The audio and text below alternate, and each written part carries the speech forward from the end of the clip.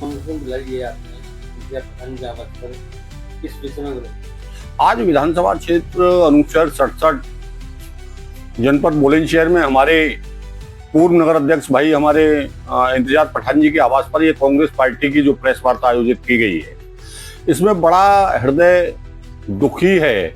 हमने विधानसभा क्षेत्र में जैसे ही ये वर्षा प्रारंभ हुई तो जहां लोगों की दीवार गिरी, पशु हानि हुई, जनहानि हुई, घायल हुए, या अनुपशहर के गांव राजौर में भी हम लोग प्रतिनिधिमंडल कांग्रेस का गया था।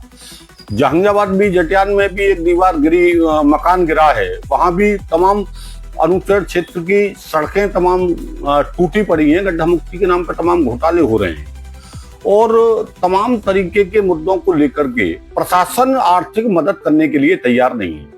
उसको लेकर के ये प्रेस वार्ता बुलाई गई है और हमारी ये मांग है। मेरी एडीएम बुलंदशहर प्रशासन से भी बात हुई थी। एक तोरई में, आजमपुर और तोरई है, वहां एक छज्जा गिरा और 2 बच्चे गिर के मर गए गरीब लोगों के। एक टिर्री चलाता है भाई हमारा शहर में, मोहल्ला पवित्रपुरी में, वहां उसका लेंटर आकाशीय बिजली से गिर गया, लेकिन कोई आर्थिक मदद करने के लिए तैयार नहीं है। अंतिम पायदान पर खड़े व्यक्तियों को पहले इनका एक क्लॉज रहता था कि दलित मुस्लिम की मदद नहीं करेंगे, उनको आप पीड़न करेंगे, लेकिन जो मैं घटनाएं बता रहा हूं वो कहीं ना कहीं इन्हीं से जुड़े लोगों की है और इन्हीं को वोट देने वाले लोग हैं। उसके बावजूद भी मेरी तहसीलदार साहब से बात हुई, अनुच्छेद से एडीएम प्रशासन से बात हुई, लेकिन किसी को ये मदद करने के लिए तैयार नहीं है। ज्ञानेंद्र जी, मेरठ ही में हाल ही में एक ललिता जाटव का कांड को लेकर एसएसपी द्वारा वहां दुर्भाग्यपूर्ण घटना घटित की गई है। इस पूरे विषय पर किस तरीके से कांग्रेस देख रही है और क्या कुछ कहना चाहती है? आपको मालूम है कि अगर दलित शोषित वंचित की अगर कोई लड़ाई लड़ रहा है तो वो हमारे जननायक नेता राहुल गांधी जी के नेतृत्व में हमारे प्रदेश और देश के नेता लड़ने का काम कर रहे हैं। जहां तक बात है एसएसपी की, तो आज एक चलन बन गया है कि अधिकारी संविधान से ऊपर होकर के और सस्ती लोकप्रियता, वो लॉ एंड ऑर्डर को मेंटेन नहीं कर रहे हैं। जो कहते हैं वो बीएनएस, जो इन्होंने सीआरपीसी को बदलकर जो बीएनएस बनाया है इन्होंने पुलिस मैनुअल, उसमें आप देखेंगे कि आप मानवीय दृष्टिकोण का व्यवहार करेंगे। बीएनएस में थप्पड़ मारना, गाली देना कहीं अधिकार नहीं है, लेकिन चूंकि ये आरएसएस के कैंपों में ट्रेनिंग लेकर के लगता है शायद अधिकारी आए हैं, और वो कहीं ना कहीं चाहे अनुज चौधरी हो, चाहे जयपाल शर्मा हो, चाहे हमारे ये पांडे जी हो, ये तमाम तरीके के लोग एक कार्यकर्ता बनकर के, ऐसा लगता है। उस पर कांग्रेस की बहुत सीधी सी राय है। कल वहां हमारे शीर्ष नेतृत्व ने एक डेलीगेशन का अपॉइंट किया है और दलितों के प्रति और अंतिम पायदान पे खड़े व्यक्ति को कोई छू नहीं पाएगा जब तक हमारे आदरणीय अभी प्रदेश के प्रभारी बने हैं, उनका बहुत स्पष्ट हमारे गौतम साहब का उनका कहना यह है कि जो अंतिम पायदान पर खड़ा है वो दलित हो, मुस्लिम हो, वंचित हो, अपर कास्ट के गरीब हो, गरीब आदमी की लड़ाई लड़ने के लिए कांग्रेस तत्पर। और ऐसे लोगों को कार्रवाई नहीं, ऐसे लोगों को बर्खास्त होना चाहिए, जो एक प्रचलन चल गया है। ये कांग्रेस पार्टी मांग करती है। हाल ही में मंदिर चोरी को लेकर क्या कुछ कहना चाहती है? आप मंदिर की चंदा चोरी का आप देखिए, जिस समय 2 करोड़ की जमीन 23 करोड़ में बेची गई थी, उसी समय हमारी पार्टी के लोगों ने और विपक्ष के लोगों ने एक प्रेस वार्ता करके ये लोग जिन पर 40% कमीशन खोरी का आरोप है और यही चंपत राय जी ने जो रजिस्ट्री की थी उसके तमाम साक्ष्य दिए थे। आप समझिएगा चोरी का अंदेशा और ये चंदा की जो बंटवारा है वो भाजपा के और गुजरात की जो लॉबी है उस तक जो है इसके तार जाते हैं। जो नपेंद्र मिश्रा, जो हिंदुत्व के लोग, जो सनातन के लोग कहते हैं कि भाई मुलायम सिंह ने रामपुर त्राहा कांड में या मस्जिद कांड में गोलियां चलवाने का काम कार्यक्षेत्र में किया, जिस अधिकारी ने गोली चलाने के आदेश दिए वो आज मंदिर निर्माण समिति के अध्यक्ष है और कहीं ना कहीं चंदा चोरी के तार उन तक भी जाते हैं। कार्रवाई कहीं होती नजर नहीं आ रही है और ये विषय चंदा का नहीं है, ये सनातन के आस्था पर चोट है, जिसे कांग्रेस पार्टी मजबूती से उठा करके और आज के दिन इन्हें जेल भिजवा करके कार्रवाई कराने का काम। क्लीन चिट दे दी गई है चंपत राय को क्लीन चिट देना इसी तरीके से है। एक शेर है जो है, मैं कायदे से आप ही उसे समझ पाएंगे। कलम भी तुम्हारी है, अखबार भी तुम्हारा है, तुम झूठ को सच रख दो, हाकिम भी तुम्हारा है। तो आज की डेट में ये चिट चोरी भी यही करा रहे हैं और ये तो केवल छोटे पार्ट हैं।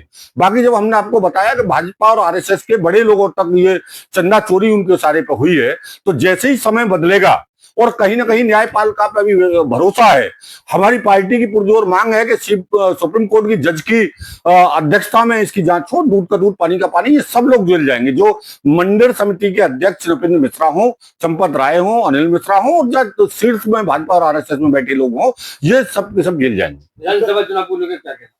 विधानसभा की नीति एकदम स्पष्ट है, आप आए दिन देख ही रहे होंगे हमारा। हम बहुत ज्यादा इसमें कुछ नहीं कह सकते। प्रदेश अध्यक्ष और हमारे प्रदेश प्रभारी राहुल गांधी जी और हमारे आदरणीय प्रदीप नरवाल जी का स्पष्ट कहना है कि आप अपनी तैयारी विधानसभा 67 अनुच्छेद पर करिए, बूथ को मजबूत करिए। और आए दिन बयान जैसे आ रहे हैं कि कांग्रेस को 403 पे संगठन मजबूत करके चुनाव के लिए लड़ना चाहिए, तो हम अनुच्छेद पे घर घर जाके जनहित के मुद्दों में लड़ाई लड़ने का काम कर रहे हैं और ये सीट नेतृत्व का काम है। चुनाव लड़ने के लिए कांग्रेस पूरी तरह से तैयार है। चैनल के माध्यम से क्या मैसेज देना चाहते हैं लोगों को? हम चैनल के माध्यम से ये संदेश देना चाहते हैं कि कहीं ना कहीं आज दो विचारधारा के गुजरातियों से और हमारे दो जो उद्योगपतियों को जो एक आज मध्यम वर्ग इन्होंने खत्म कर दिया। आए दिन पेपर लीक हो रहा है, आए दिन महंगाई बढ़ रही है, आए दिन डीजल पेट्रोल का और एलपीजी का संकट हो रहा है, और किसान को यूरिया नहीं मिल रहा। 5 किलो इन्होंने पहले कट्टे से चोरी कर लिया, अब 40 किलो का कट्टा करने वाले हैं।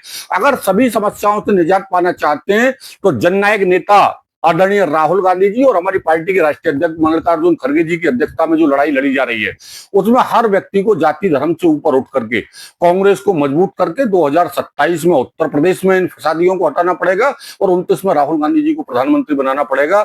जाति धर्म वर्ग से ऊपर उठ करके आज देश को बनाने वाली कांग्रेस है, बचाने वाली कांग्रेस है, हिंदू मुस्लिम सिख ईसाई की भाईचारा देने वाली कांग्रेस है। हम सबसे ये आह्वान करते हैं कि हमारे साथ जुड़ें और जनहित के मुद्दों पे, ये कोई विषय नहीं है कि एसएसपी और एसडीएम और डीएम, आपने देखा अनूप शहर में एक कहीं ना कहीं भ्रष्टाचार का टैग लिए एसडीएम थी तो वहां हम लोगों ने आंदोलन करने का काम किया। आपने देखा कि सड़क धंसने का काम अनूप शहर जंगाबाद में हो रही, खुल्लम खुल्ला जो भ्रष्टाचार है उसे समाप्त करने का कोई काम करेगा तो विधानसभा क्षेत्र अनूप शहर में हमारी जिम्मेदारी है।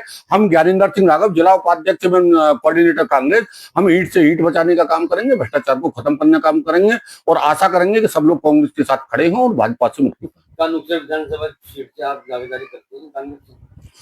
ये एक ऐसा सवाल है कि अनूप शहर विधानसभा की दावेदारी का प्रश्न इसलिए नहीं है कि कहीं ना कहीं जो पार्टी के सीट नेतृत्व है उसका तय वो लोग करते हैं, लेकिन एक हमारे पीछे अभी चुनाव के लिए कुछ पैनल और अभी जो एसआईआर चला था तो जो चुनाव के लिए जो काम कर रहे हैं लोग उन्हें प्रत्येक विधानसभा पे लगाया गया था। तो विधानसभा अनूप शहर पे हमको भी एक एसआईआर कोऑर्डिनेटर के रूप में लगाया गया है और हम आप लोगों के बीच है। अगर पार्टी मौका देगी तो 20 सालों से जनसेवा में है और कोशिश करेंगे कि आपकी सेवा पुनः आपके आशाओं के हिसाब से कर पाए।